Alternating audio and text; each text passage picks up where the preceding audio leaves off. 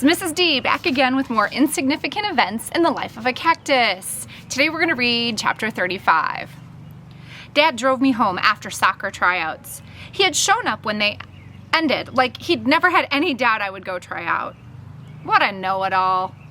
He beamed and asked a million questions as I described every detail of the tryouts to him in the car. When we got to Stagecoach Pass, he opened the center console and pulled out an envelope. "I found this in a drawer in the steakhouse," he said. He turned the envelope over, and I saw that one word was written on it. Desk. They don't fit the desk in the office. He opened the flap on my book bag and slipped the envelope inside. "Let me know what you find in there, Sheebs." I ran as fast as I could to the storage shed before I lost the last bit of light creeping in through the filmy windows. I slipped a foot out of my flat and opened my book bag. I removed the envelope and slid my toes inside. I pulled out a ring with 2 small keys hanging off of it. I felt like I was playing one of those impossible carnival games as I attempted to slip one of the keys, held between my toes, into the hole in the desk. It finally fit, and I pushed it all the way in with the bottom of my foot. It took all my strength to turn it, and it hurt the skin on my toes, but the key turned in the lock. I pulled the bottom drawer out and looked inside. Another stack of papers. I pulled those out, barely able to read any of them in the failing light. But underneath the stack, lying on the bottom of the drawer, was a framed picture. I carefully lifted it out with my feet and laid it on the floor in front of me. It was of 2 red-haired women. They stood in front of the steakhouse, and they had their arms around each other. The older one I clearly recognized. The other I didn't. But I could see my face in hers. She wore the necklace. And she was pregnant. I slipped the picture into my book bag and carried it home. Mom was already putting dinner on the table when she turned and gave me a huge smile. "So, how did it go?" For a moment, I didn't know what she was talking about. "Oh, soccer?" "Of course, soccer," she laughed. Then her face fell. "Did it not go well?" No, it went great." "What's wrong?" she asked. "I opened the desk," I told her. She stared at me silently. "I found a picture in there. It's in my bag." Mom immediately lifted my bag off me and carried it to the table. She opened it and pulled the picture out. She studied it intensely. "I know where it goes," I told her. We walked to the museum together, and Mom pressed the picture against the empty space in the wall. The Kavanaughs, 2004. The year I was born. Mom let out a big sigh. "After you showed Dad and me the picture of that girl, we worried maybe it was something like this. But we weren't sure. And we didn't know who would have... We even tried contacting the adoption agency we used, but your old birth certificate and any identifying records were sealed. They couldn't tell us anything. We hadn't decided what else to do about it yet." "I don't know what to do about it either," I said. "Do you think she knows?" Mom turned to me and ran a hand down my hair. How could she not? She put her hands on my shoulders and squeezed. "Do you want to go talk to her?" I looked at the older lady in the picture. I needed to know, and my parents needed to know. I took a deep breath. "Okay," I whispered. "Do you want me to go with you?" I looked up at her. "I think maybe I should go alone." Mom nodded. "I understand." I made my way to the steakhouse, the photo in my bag. I watched as Josephine took an order from a table and then followed her back to the kitchen. She noticed me as she placed a couple of burgers on her tray. "What you doing back here, Even?" "I need to talk to you." "I'm awfully busy." She pushed through the swinging doors back to the dining room. I followed her out to her table. I waited while she placed the burgers in front of her customers. "I need to talk to you," I told her again as I followed her back into the kitchen. I could have easily walked away, but I wouldn't let her or my nerves scare me off. She stopped and folded her arms. "Now, what could be so important that you would interrupt dinner like this?" I stared at her, my heart racing. "I won't leave until you talk to me." She made a big, frustrated sigh and led me to the restaurant's little office. "Better make it quick," she said. "I've got tables out there waiting." I placed my bag on the desk, opened the flap, and pulled out the framed picture with my foot. It was heavy. My toes trembled and it started to slip. Josephine reached out and grabbed it before it could drop. She slowly turned the picture over in her shaking hands. "I know you know her," I said. "Please tell me the truth." "Yes." Her eyes filled with tears as she stared down at the photograph. "I do." This was taken the year I was born, and I found another picture when she was my age. She looked just like me. She's my mother, isn't she? Josephine nodded. "And you're both Kavanaughs," I said. She nodded again. "Yes," she whispered. "She was my daughter." "That means you're my grandmother." She looked up at me from the picture. "I am." "Is that why I'm here now? Are you the one who brought us here?" "You're here because I just wanted to see you, to meet you." I shook my head. "What for? Were you ever going to tell me?" "No." I took a deep breath and let it out slowly. "I'm so confused. So, where is she, anyway? Is she somewhere around here?" "She's gone," Josephine said. "Died a few weeks after you were born." "Oh," I breathed. I had always assumed my parents had given me up because of my disability. I had never considered that my mother had died. "I told her it was too soon to do a show, but she wouldn't listen to anyone. No one ever told her she couldn't do something." She wiped at her eyes. "No, sir," she added in a whisper. "We think she had a dizzy spell because it was so unlike her to fall off a horse like that." I bit my lip. "I'm sorry." Josephine shook her head and waved a hand in the air. "What about my father?" I asked. Josephine shrugged. "Don't know. Ava never told me who it was. You see, she always wanted a baby, but never did find anyone she wanted to marry. She was getting older, and I guess she decided to take things into her own hands. She said I did it all on my own. And she could, too. She was always like that, take charge, do everything on her own. No one tell her otherwise. She's the one that named you Avon." Josephine laughed. She said men do it all the time. Why shouldn't her daughter be Avon, too? She was a firecracker. When she died, I didn't know what to do. I was getting on in years, and already I had this park to look after. I didn't think I could provide the attention and care a baby like you needed. So I thought it would be best to let a nice family adopt you. "So you just let me go?" I said. "Yes." "Into the foster care system for 2 years." Her eyes filled with tears. "I didn't think that would happen. All I thought was that a nice, loving family would want to adopt a baby like you." "A baby like me," I repeated. She shook her head. "Oh, I'm saying everything all wrong." I sighed. "It doesn't matter now. You were right. A nice, loving family did adopt me, and that's all that matters. So, how'd you find us anyway?" "Well, I never could stop thinking about you, wondering how you was doing." She looked down at the desk, her cheeks turning pink. "So I hired someone to find you some years back." She looked up at me like she was checking on my reaction and then looked away again. "He's been, giving me regular reports about what's been going on with you." "So you've been stalking us?" I cried. No. Not stalking, just checking to make sure that y'all was okay. That's how I found out your daddy had been out of work for a while and y'all was about to lose your house." "We were?" I asked, surprised at the information. "Of course they didn't tell you. They're good parents." "Yes," I said. "Yes, they are." "So, I got this plan forming in my head to ask your daddy to apply for this job. I hadn't been managing the park for years. I just couldn't do it after..." She looked down at the picture.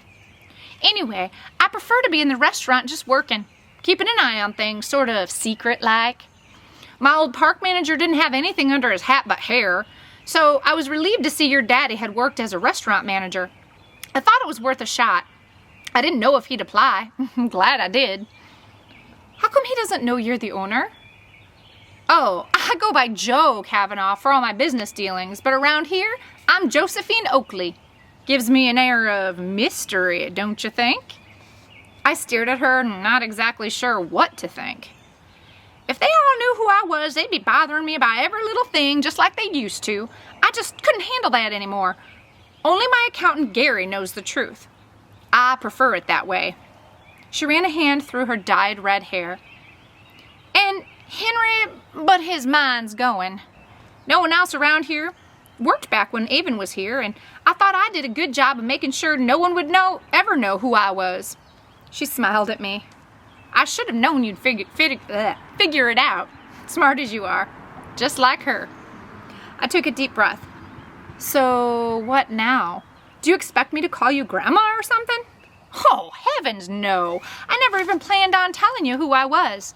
I'm leaving Stagecoach Pass. It's time for me to retire.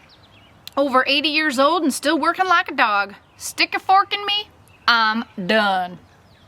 Where will you go? The Golden Sunset Retirement Community about 5 miles from here. She nodded. Yeah, they have a swimming pool and a mediocre cafeteria food. I guess it'll do. She stared at me. Don't expect you want me in your life. I'm just glad to know y'all are doing okay now. What are you going to do with Stagecoach Pass? I asked, worried my parents would be left without jobs again. Well, it's yours. I stood up straight.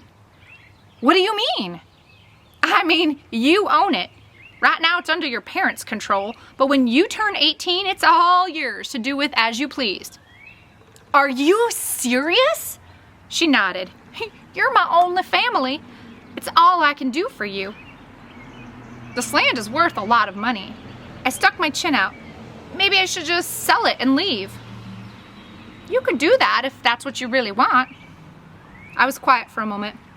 No, no, I don't think I will. I kind of like it here. Avon liked it too. You know, she used to play the guitar and sing. She used to do shows here for people. I play the guitar too. She smiled. I'm not surprised. So Avon, she was a performer? Oh yeah, she didn't just sing with her guitar. She rode horses in the rodeos. She loved being the center of attention. Tell me something else about her. Josephine grinned. She loved tarantulas. All right, so our big mystery has been solved. Avon has figured out the mystery girl in the picture, where she came from, who Josephine was, why she's there, how they ended up in the middle of nowhere at this broken down place. It was kind of all a setup from the beginning. The other interesting thing is, does Avon's mom, Avon, remind you of anyone? She named her daughter Avon just like herself, when usually it's men that have a junior. In this case, she said, well, men can have juniors, so I'm going to name my daughter Avon too. She didn't listen to anyone, and she was very headstrong, and she didn't let anyone tell her she couldn't do something. Sound familiar? I think that apple didn't fall far from the tree. Chapter 36. It was a lovely, perfect evening as I kicked the row of soccer balls into the net one by one. I really was starting to like Arizona. The constant sunshine, the smell of orange blossoms in the air, the soft green grass I walked on barefoot whenever I could, and the beautiful sunsets. I gazed up at the evening sky after I kicked the last ball into the net. It looked like it had been painted with watercolors of pink, orange, and purple. I sighed.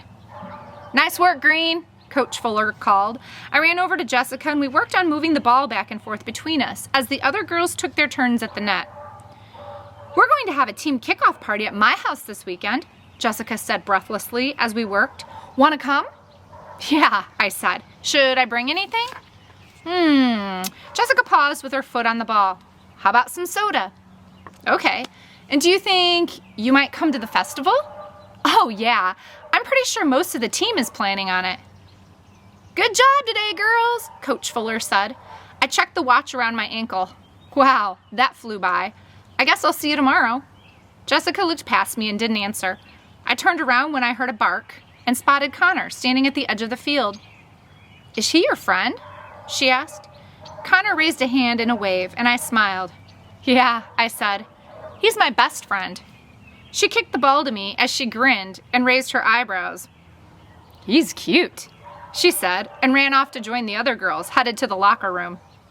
I let out a breathy laugh and walked over to Connor. I stopped about 3 feet from him. Hi. Hi. He looked down at his feet and then back up at me. You made the soccer team. Yeah, I did. And you made a new friend. He gestured toward Jessica, still walking back to the locker room with everyone else. I glanced at her, then turned my attention back to Connor. Yeah, I studied the painful look on his face, but I missed my old friend. Connor smiled and shrugged his shoulders. Where have you been? I asked. Just home. I decided I was never coming back to school. What made you change your mind? You, he said, and my mom. She told me to get my butt out of bed yesterday. I thought she was going to drive me to school, but instead she called into work and we spent the day together. You did? Connor nodded. Yeah, we even went out for dinner. Seriously? At a real restaurant? Yeah, well, sort of. We got takeout and ate it in a park, but still. But still, I said, it's a good start. We stood there awkwardly for a moment. Guess what? What? Josephine, the lady who works in the steakhouse?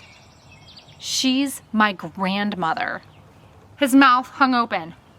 What? I nodded. Yeah, she's Joe Kavanaugh. She's the one who hired my parents. Why? She said she wanted to meet me and make sure I was okay. So, who was the girl in the picture? My birth mother. What happened to her? She died, I said, surprised to feel the knot in my throat. Surprised at how much I wished I could have known her. I'm sorry, Aben. Josephine gave me up because she didn't think she could care for me. I guess she thought she was doing the best thing for me. I'm sure that's what she thought at the time, Connor said, but obviously she regretted it to have brought you out here. Well, if she thinks she can just have a relationship with me after all this time, she's mistaken. I dug my cleat into the ground. Of course, Connor agreed. She must be a terrible person. Well, I don't... Connor grinned at me, and I narrowed my eyes at him. I see what you're trying to do here. I don't think I'm ready to forgive her for abandoning me. She didn't exactly leave you in a cave in the desert. How old is she? 83. So she was 70 when you were born. I bet she was thinking, holy cow pie, I'm going to be near 90 by the time this here baby graduates high school. She'll have to push me in my wheelchair to the ceremony. That's going to be hard to do with her feet. Your Texas accent is awful. You got my point, he said. Maybe I do, maybe I don't. I smiled at the ground, kicking at the dirt with my cleat. Everything is really coming together for the festival. I think it's going to be a big success. Anything you do would be a big success, Aben. My cheeks flushed at the compliment. I'm just sorry you're not going to be there. I looked up at him. It won't be the same without you. I'll think about it, okay? He said. That's the best I can do. I guess I'll have to accept it then. We stood there quietly for a minute. My mom's going with me to the next meeting, Connor said. That's so great. Do you want to come with us? He frowned. I'm sure Dexter would love for you to be there. I'd love to be there for you, not for Dexter. Are you sure? Because I know he's so funny and all that. I'm sure, I said, and he's really not that funny. Connor smiled. I was also thinking maybe you could teach me a little bit on the guitar. See how it goes. I'd love to. My mom and I watched this video online about people with Tourette's and how music can be almost like therapy for them.